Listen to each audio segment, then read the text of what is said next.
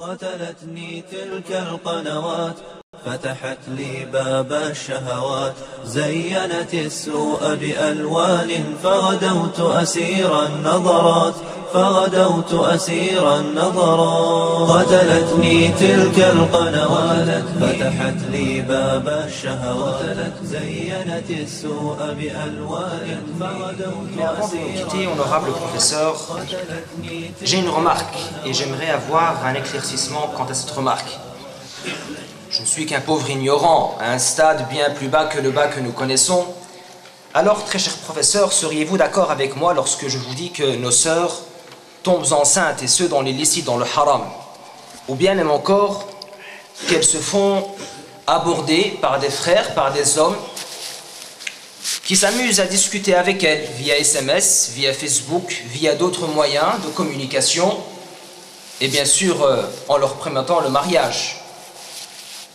Vous serez d'accord avec moi, honorable professeur, lorsque je vous dis qu'il y a nos frères, des hommes qui discutent avec des sœurs via différents moyens, et ce au nom de la da'wa, pour pouvoir répondre à leurs questions, pour pouvoir les conseiller. Eh bien, il y a d'autres personnes qui se comportent de la même manière, mais pour rester tranquille, pour avoir une conscience apaisée, une conscience normale, tranquille, pour qu'ils puissent dormir le soir convenablement, ils se disent mutuellement que cela ne peut pas leur arriver, que cela n'existe qu'aux autres. Mais ma question, professeur, ceux à qui c'est arrivé, ils pensaient également que cela n'aurait jamais pu leur arriver.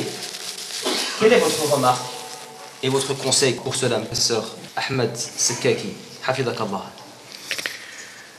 Bismillah ar-Rahman ar-Rahim.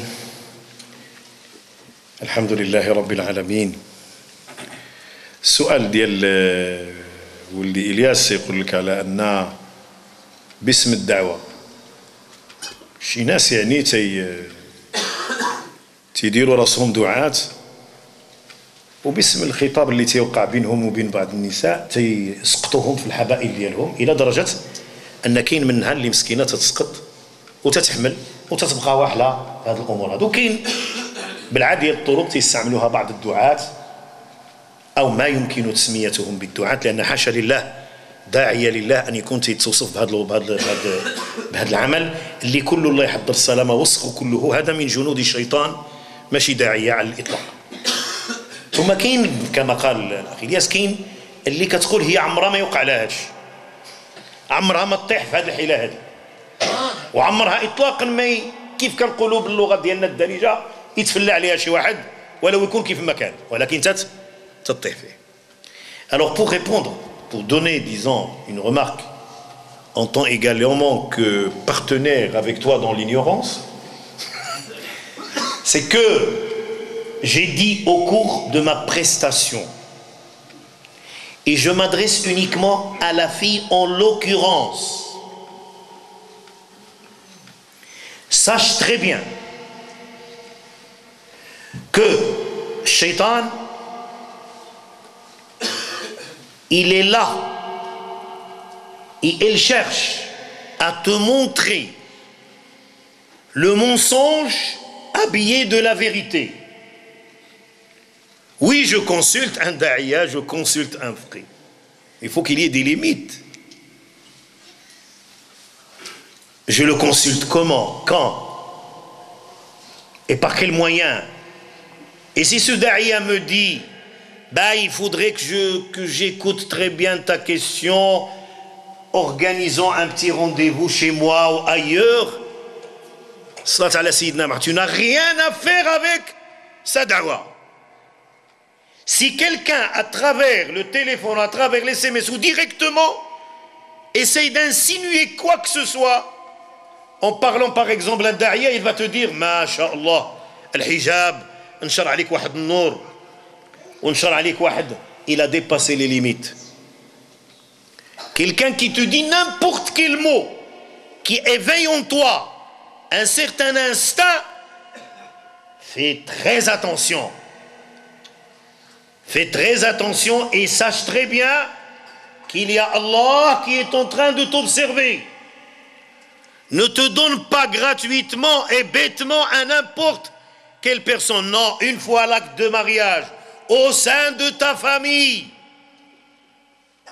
entre tes frères et tes sœurs, c'est là le rempart de ton bonheur. C'est là le siège qui va te protéger. Ton père est un bac. هذاك الجاهل اللي عنده اللحية بحالي ما تعرف والو. هذاك هو اللي غادي ينقذك من أي شيء. Il faut tout lui raconter. Il faut que la personne que tu abordes, lui, il faut que tu vives dans la clarté.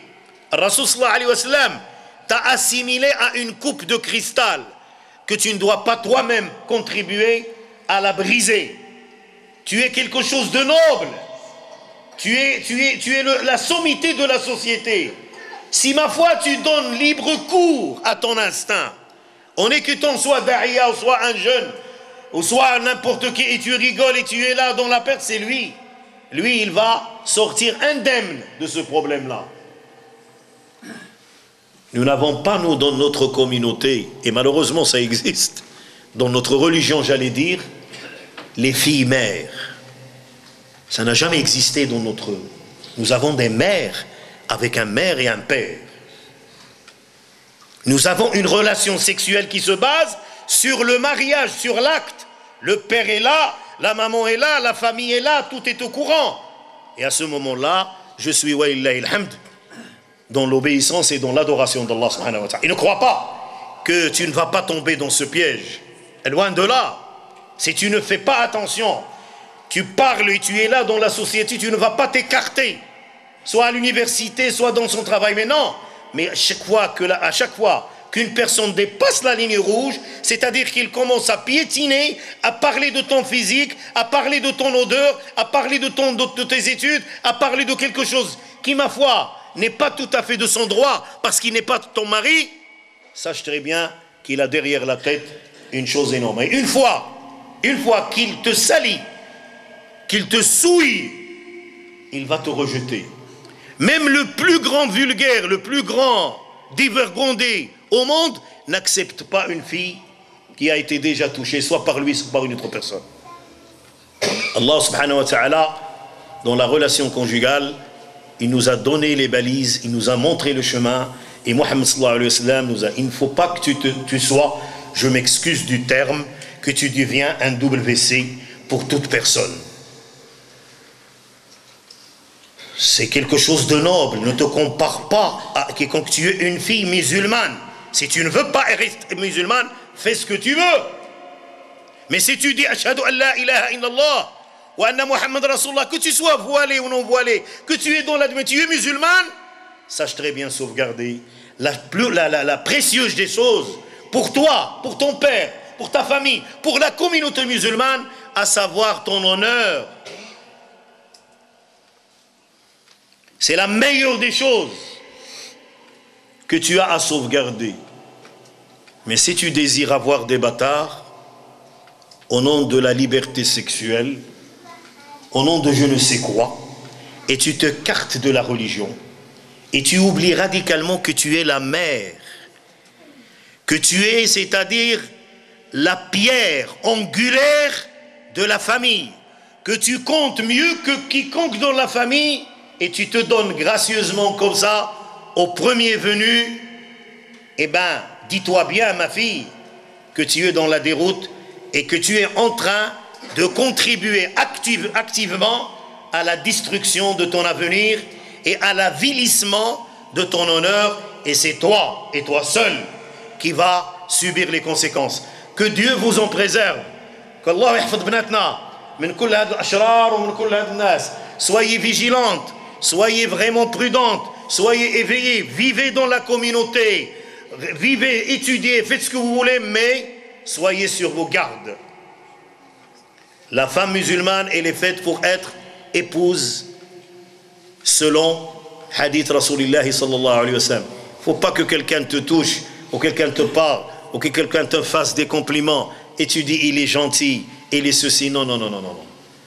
C'est un renard bien futé, qui est en train de te tourner tout autour afin que tu tombes dans ses griffes et il te lâche comme il lâche toute proie dans son existence. Et je dis également à nos jeunes, à nos enfants, je l'ai déjà dit, ce n'est pas intelligent que d'aller comme ça abuser des filles si elles ne seront pas vos épouses, ce sont vos sœurs dans l'islam. Et l'islam, c'est une religion propre, noble, sincère. Soyez donc sincères envers vous-même et envers Allah subhanahu wa ta'ala. أقول قولي هذا وأستغفر الله لي ولكم ولسائر المسلمين. سلبتني ديني وحيائي سلبتني نور الطاعات